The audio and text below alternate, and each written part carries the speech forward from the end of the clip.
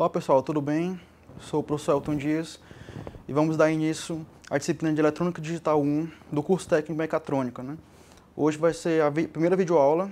Vamos estudar o sistema de numeração, as operações com o sistema binário e hexadecimal, além também das portas lógicas, que são blocos fundamentais para o entendimento de toda a eletrônica digital, tanto no módulo 1 como no módulo 2 futuro. O sistema de numeração ele surgiu já há muito tempo, desde com atividades relacionadas à agricultura e o pastoreiro. Então o homem sempre teve a necessidade de contar esses itens para poder ter um controle, para saber se ele não perdia algum elemento na agricultura ou no pastoreiro, na pecuária.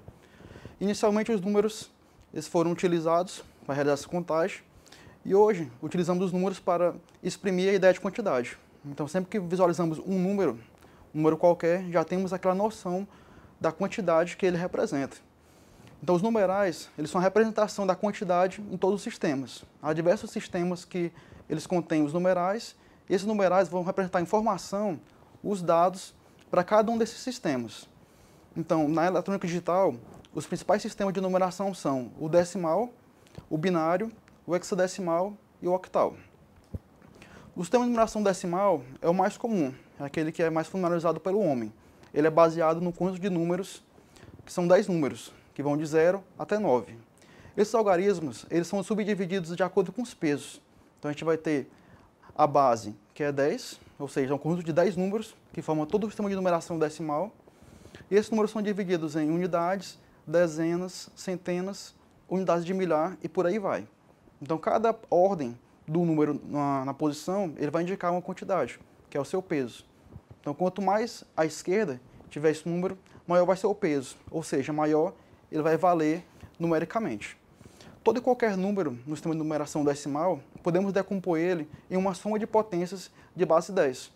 Então, como está indicado na apresentação, podemos dividir o número 5.210 em uma soma de 4 potências de 10. 10 elevado a 3, 10 elevado a 2, 10 elevado a 1, 10 elevado a 0.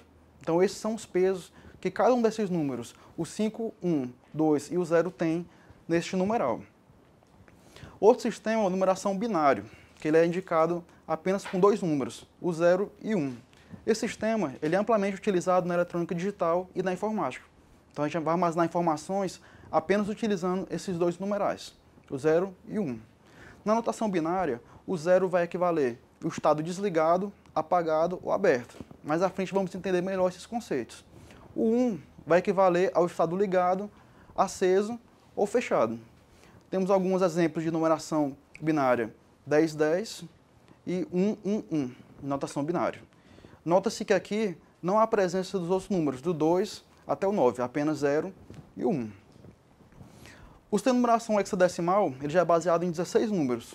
Como os números só vão de 0 a 9, foram acrescentadas as letras de A a F para poder representar os números de 10 até 15, para compor todo esse sistema de numeração. Ele é amplamente utilizado em memórias e microcontroladores, porque é uma forma de representar a notação binária mais compacta. Ou seja, nesse sistema, cada algarismo hexadecimal ele equivale ao número binário de 4 bits. Então aí temos representado alguns números, 3F, no sistema de numeração hexadecimal, e D8C, que também é um número que está contido nesse sistema de numeração. Outro sistema, que já está bem em desuso, que é o de numeração octal, que ele é baseado em 8 números, vai de 0 até 7. Antigamente, esse sistema era utilizado para representar números binários de forma compacta.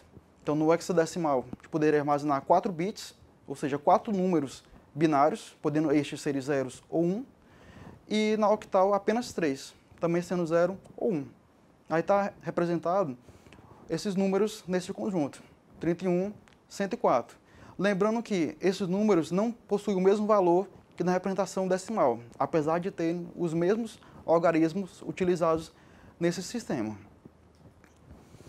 Operações com números binários elas são semelhantes aos que ocorrem com decimal. Entretanto, agora a gente vai trabalhar apenas com os números zeros e uns. Então, na apresentação está indicado a adição, a subtração e a multiplicação utilizando apenas os números binários, que é o 0 ou 1. Na adição, ela sai de forma semelhante aos números decimais. Lembrando que, no caso de somar 1 mais 1, vamos ter 10, que representa 2 no sistema de numeração binário. A subtração também ela é semelhante. Na multiplicação, a gente faz da mesma forma que no decimal.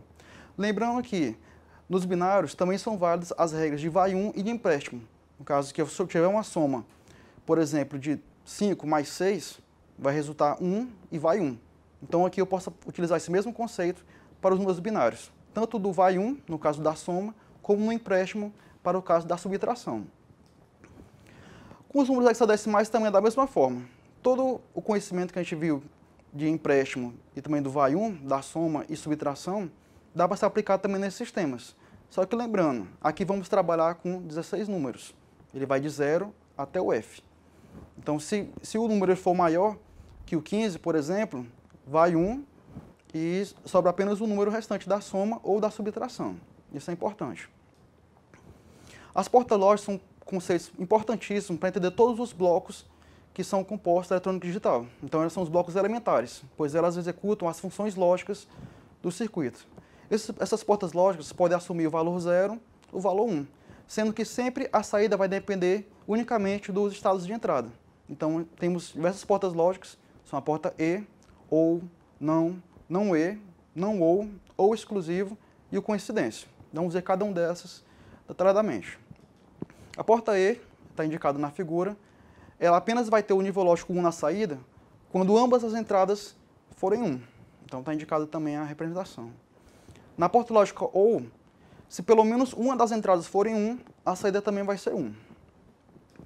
Na porta lógica não, ele vai inverter o estado lógico de entrada. Então, se eu estou entrando com 1, ele vai sair 0. Se estou entrando com 0, vai sair 1. A porta não E, ela faz a mesma função da porta E, que é uma AND, só que invertido. Então, sempre que eu tiver 2 1s simultaneamente na entrada, eu vou ter sempre 0 na saída. As outras condições, eu sempre vou ter 1 na saída. O não ou a porta NOR, ela só vai ser 1 na saída, o estado lógico verdadeiro, quando ambas as entradas forem 0, ou forem valor falso, né? Valor nulo. O ou exclusivo sempre vai ser 1 na saída, quando as entradas forem complementares, ou seja, eu tenho um valor 0 numa entrada e o valor 1 na outra, e vice-versa. As outras condições sempre teremos 0 na saída. E a porta coincidência vai ter 1 na saída, sempre quando as entradas forem iguais, ou ambas igual a 0, ou ambas igual a 1. Então, pessoal, na aula de hoje, entendemos um pouco como funciona o sistema de numeração e suas diferenças, os 4 sistemas principais.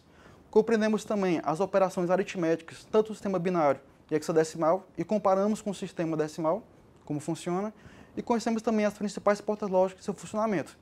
Vimos a tabela verdade, que ela indica todos os estados possíveis da lógica, o seu símbolo e também a notação utilizada nos circuitos. Então, na próxima aula, daremos continuidade ao assunto na videoaula 2. Até lá, pessoal.